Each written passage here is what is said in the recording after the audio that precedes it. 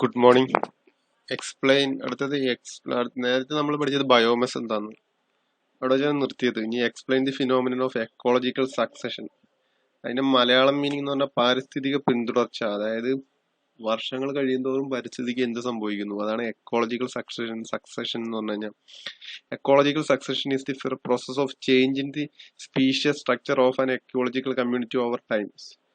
Species സ്ട്രക്ചറോ അല്ലെങ്കിൽ അതിന്റെ മാറ്റത്തിനെയാണ് ecological section. The time scale can be decades or even million years after mass extinction.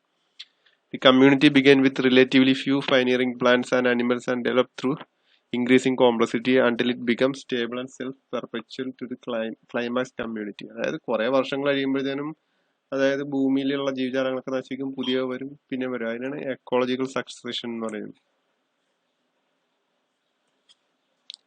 ഇനി ഇത് രണ്ട് ടൈപ്പ് ഉണ്ട്, പ്രൈമറി സക്സഷനും സെക്കൻഡറി സക്സഷനും. പ്രൈമറി സക്സഷന് ഉദാഹരണം എന്ന് പറഞ്ഞാൽ ഈ മണ്ണുണ്ടാകുന്നത്, അതാണ് പ്രൈമറി സക്സഷന് ഉദാഹരണം. If an area has not been occupied previously, the process initial invasion and the progression from biotic community to next time primary succession. For example, a gradual invasion of bare rock surface by what eventually become climatic forest ecosystem. അതായത് വെറും പാറ പൊടിഞ്ഞ് മണ്ണായി അതിലൊരു forest ecosystem, അതായത് full ആയിട്ടൊരു പുതിയ ഇത് ഉണ്ടാവുന്നതിനാണ് primary succession എന്ന് പറയുന്നത്. രണ്ട് ടൈപ്പ് അതിനുണ്ട്, ഓട്ടോജനിക്കും ഉണ്ട്, ആലോജനിക്കും ഉണ്ട്. ഓട്ടോജനിക് succession when the community itself changes physical environment, that is called autogenic succession. Biological action on environment is a type of autogenic. Fallen leaves. Allogenic type of succession refers to succession in response to change in the external environment. അതായത് would fire ഉണ്ടാകുന്നത് volcanic erosion ഒക്കെ ആലോജനിക് ആണ്. ഇനി secondary സക്സഷനും primary സക്സഷനും തമ്മിലുള്ള വ്യത്യാസം. Secondary സക്സഷനിൽ മണ്ണുണ്ടാവില്ല. ഉണ്ടാകാണ്ടുള്ള അതായത് already മണ്ണ് അവിടെ ഉണ്ട്, അവിടെ പുതിയ ജീവജാലങ്ങൾ വീണ്ടും വീണ്ടും ഉണ്ടായി വരുന്നതിനാണ് സെക്കൻഡറി സക്സഷൻ.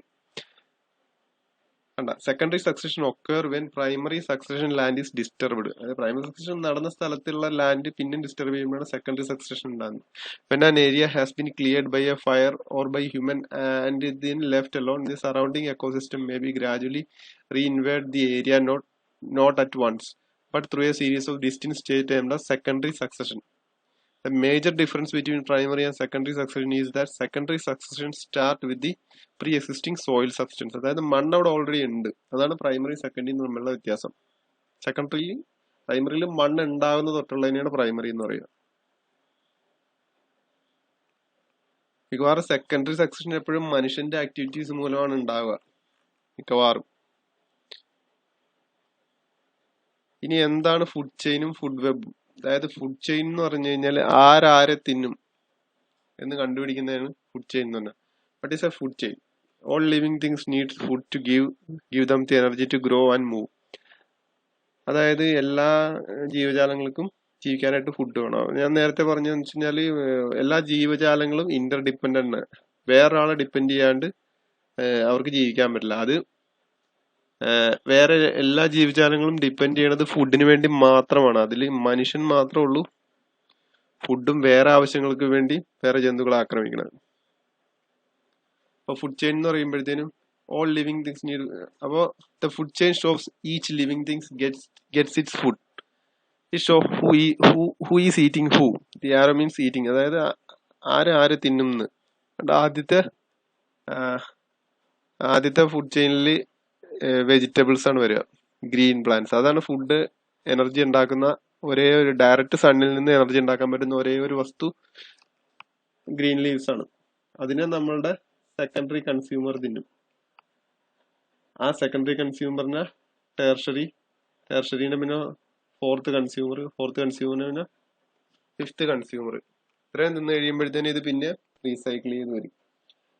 അപ്പൊ ഇതിൽ എവിടെയാണ് മനുഷ്യന്റെ സ്ഥാനം എന്ന് വെച്ച് കഴിഞ്ഞാല് നമ്മള് ഇതിന് ഇടയിൽ എവിടെയെങ്കിലും വരാം. നമുക്കങ്ങനെ പ്രത്യേകിച്ച് ഒരു സ്ഥാനമില്ല. കാരണം മനുഷ്യൻ ഒരു ഹെർമിവോറസ് ആണ്. അതായത് മനുഷ്യന് ഫുൾ വെജിറ്റേറിയൻ ആയിട്ടും ജീവിക്കാൻ പറ്റില്ല, ഫുൾ നോൺ വെജിറ്റേറിയൻ ആയിട്ടും ജീവിക്കാൻ പറ്റില്ല.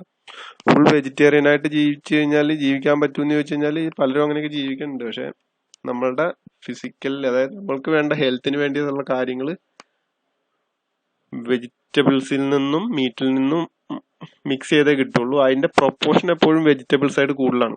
കാരണം നമ്മൾ ധാന്യങ്ങൾ കൂടുതൽ കഴിക്കണം. അതിന്റെ പ്രൊപ്പോർഷൻ ഒരു ഏകദേശം പറഞ്ഞു കഴിഞ്ഞാൽ ഒരു 60% കൂടുതൽ നമ്മൾ ധാന്യങ്ങൾ കഴിക്കണം. അതിൽ പിന്നെയും ഒരു 10-20 വെജിറ്റബിൾസ് വരും. പിന്നെയും ഒരു 10 മിൽക്ക് പ്രോഡക്റ്റ്, അത് കഴിഞ്ഞിട്ട് ഒരു 10. അത്രയും വളരെ കുറച്ചേ ഉള്ളൂ നോൺ വെജിറ്റേറിയൻ സൈഡിലേക്ക് പോകുമ്പോൾ. അത്രയെങ്കിലും കഴിക്കണം ഒരു ആരോഗ്യമുള്ള മനുഷ്യൻ എന്നാണ് പറയുന്നത്. അതല്ലാണ്ട് ജീവിക്കുന്ന ആൾക്കാരുണ്ട്. ഇനി ഫുഡ് വെബ് എന്ന് പറഞ്ഞു കഴിഞ്ഞാല് ഞാൻ പറഞ്ഞില്ലേ, ഈ food chain, number of food chain, അതായത് ഒരു ഫുഡ് ചെയിൻ അല്ലാതെ സീരീസ് ഓഫ് ഫുഡ് ചെയിൻ. ഇതിപ്പോ ഒരു ടിപ്പിക്കൽ ഫുഡ് ചെയിൻ ആണ് ചെയ്യണം. ഇങ്ങനത്തെ ഒരു വലിയ ഗ്രൂപ്പിനെയാണ് ഫുഡ് വെബ് എന്ന് പറയുമ്പോൾ. ഇതിലിപ്പോ കണ്ടില്ലേ, ഈ എലീന ഈഗിളും തിന്നും, പാമ്പ് തിന്നും. ഇതിലൊരു ടിപ്പിക്കലായിട്ട് വരുമ്പോഴത്തേനും ഇപ്പൊ തന്നെയല്ലേ, കോണിൽ നിന്ന് ഗ്രാസ് കോപ്പർ റാറ്റിന് ഈഗിളിൽ നിന്ന്, അതൊരു ഫുഡ് ചെയിൻ ആണ്. പക്ഷെ ഇതിനെല്ലാത്തിനെയും കൂടി പറയുമ്പോഴത്തേനും ഒരു ഫുഡ് വെബ് വരും. ഇതിനാണ് ഫുഡ് വെബ് എന്ന് പറയുമ്പോൾ. Number of food chains is called food web. State the interdependence of each link in a food chain. അതായത് എന്താണ് ഫുഡ് ചെയിനിലെ ഓരോ ലിങ്കിന്റെയും ഉപയോഗങ്ങൾ എന്ന് പറഞ്ഞു കഴിഞ്ഞാൽ, ഓരോന്നിനും ഓരോ സസ്റ്റൈനബിലിറ്റി, സുസ്ഥിര വികസനം എന്നൊക്കെ നമ്മൾ നേരത്തെ പഠിച്ചില്ലേ.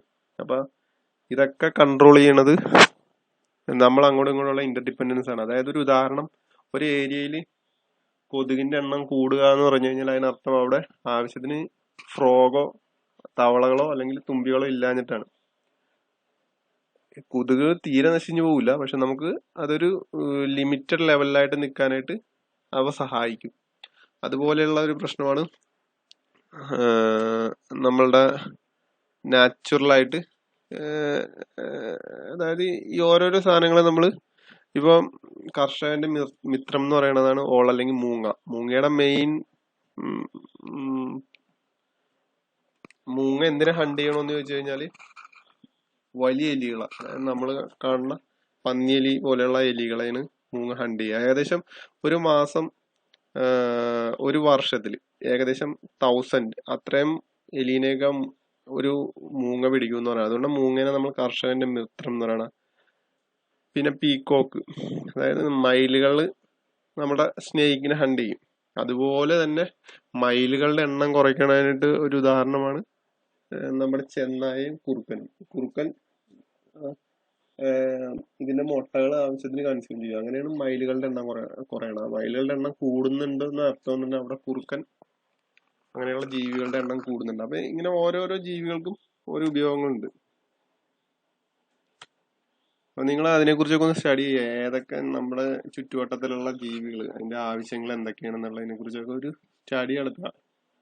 അപ്പൊ നിങ്ങൾക്ക് മനസ്സിലാവും എന്തുകൊണ്ട് ഈ ജീവികൾക്ക് ആവശ്യം. Okay, thank you.